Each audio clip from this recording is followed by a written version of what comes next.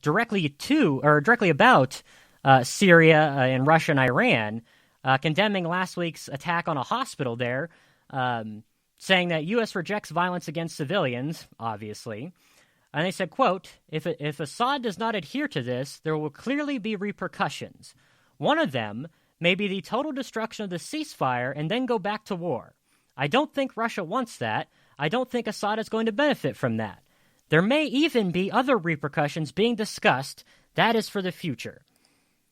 That's all code and government speak for, I don't have a freaking plan. I'm just hoping that they do what they said they're going to do. Unbelievable. Unfreaking believable. All right, folks, we are in the final hour of the show, so I'm going to take a break. And when we come back, we've still got all kinds of stuff to discuss. And I'll be joined on the air by a very, very important and very impressive political candidate out there. And this guy is running to unseat one of those establishment-type guys. He's running against John McCain in Arizona. This is Alex Meluskey. We're going to talk to him, and we'll see what he has to say on warfighter issues, on overall government policies, and really just the state of affairs and politics. You know me, I'm going to ask him some hard questions, but check this out, because this is a very pivotal and very key race into addressing so many of the issues in this country today. So stick around, don't go anywhere. I'll be right back with you.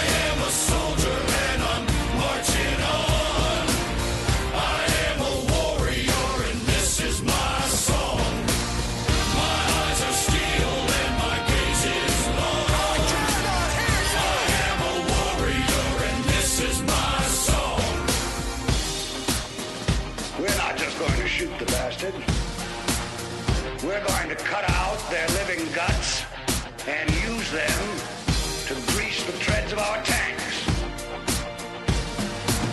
We're going to murder those lousy bastards by the bushel. Now I live lean and I mean to inflict the grief, and the least of me is still out of your reach. The killing machine's gonna do the deed until the river runs dry and my last breath leaves. Chin in the air with a head held high, I'll stand in the path of the enemy line. Feel no fear, know my pride. For God and country, I'll enjoy life. I am a soldier and I'm marching on. I am a warrior and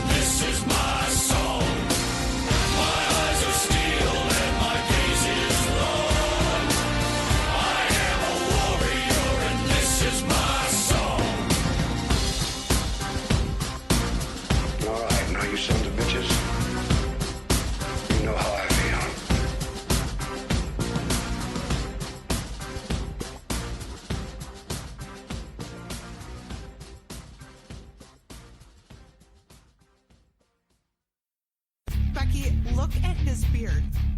It's just so beard. Hey folks, Johnny Zero here, the best beard in radio, and I didn't get that title through genetics alone. I take care of my beastly man name by using only the products from Bootlegger Brand Beard Company. They use only the best all-natural ingredients available, and their beard care products are going to take your beard to the next level. And let me tell you folks, their selection of scents are going to make the ladies just as happy with your beard as you are. Free domestic shipping, top-notch customer service, and everything is handcrafted in small batches, which means you're only going to get the very, very best product that you can. You want a healthy, soft, itch-free beard? Ladies, are you looking for the perfect gift for your bearded man? Check them out on Facebook or on their website, www.bootleggerbrand.com. You're not going to be disappointed, and ask for their exclusive discount for Warfighter Up Radio listeners. Grow a beard, be a man, and do it with the right products from Bootlegger Brand Beard Company. A story. A man fires a rifle for many years, and he goes to war. And afterward, he turns the rifle in at the armory, and he believes he's finished with the rifle. But no matter what else he might do with his hands, love a woman, build a house, change his son's diaper, his hands remember the rifle. Yeah, you've been alone. I've been gone for far too long. But with all that we've been through, after all this time, I'm coming home to you.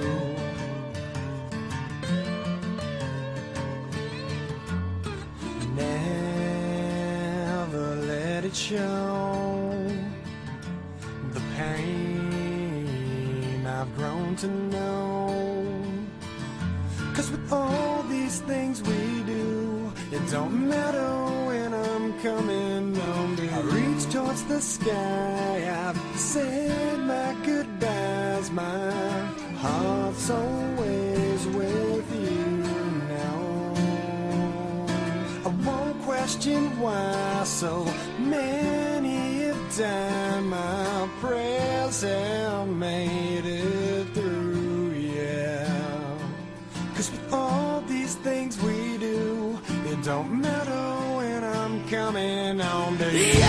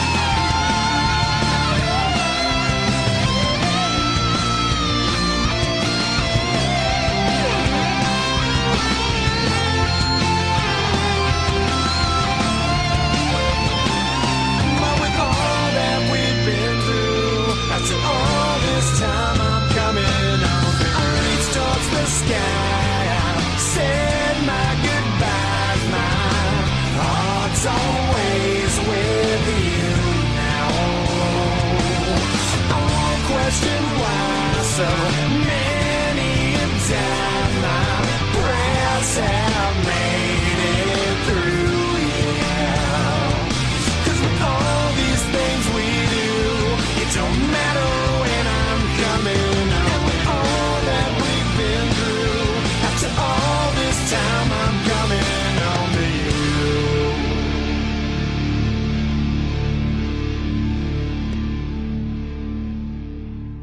we are still in the desert. All right, everybody, welcome back. Johnny Azir here, the best beard in radio, and you're listening to the Warfighter Eye. This is hour number 3 of today's show, and it's been a whirlwind show. We've been talking about so many issues, so many huge things, and we're about to be joined by a really great guest, somebody I'm really excited to hear from, and to have some pretty pointed conversation with. His name is Alex Meluskey, and he is running out in Arizona to unseat John McCain. So this is that battle of the outsider versus the establishment type candidate. And, I've talked a lot about John McCain on this show. I would never take away anything from his service to the country. But the fact is, as he's been in power for so long, he's time and time again turned his back on veterans. And there's a lot of folks in our community that say it's time for this guy to go. So let's go to the phones here, and we'll welcome Alex to the program. Appreciate it being on the show. Thank you. Oh, absolutely. Thank you for spending some time with us. How you doing today? I'm doing great. How about yourself? Not too bad at all. Not too bad at all. Again, thank you for coming on with us, and we've got a ton of stuff to get to, and I know you're really busy, so let's kind of dive right into everything. Real quick here, why don't you just kind of introduce yourself to the listeners and tell us a little bit about you? All right.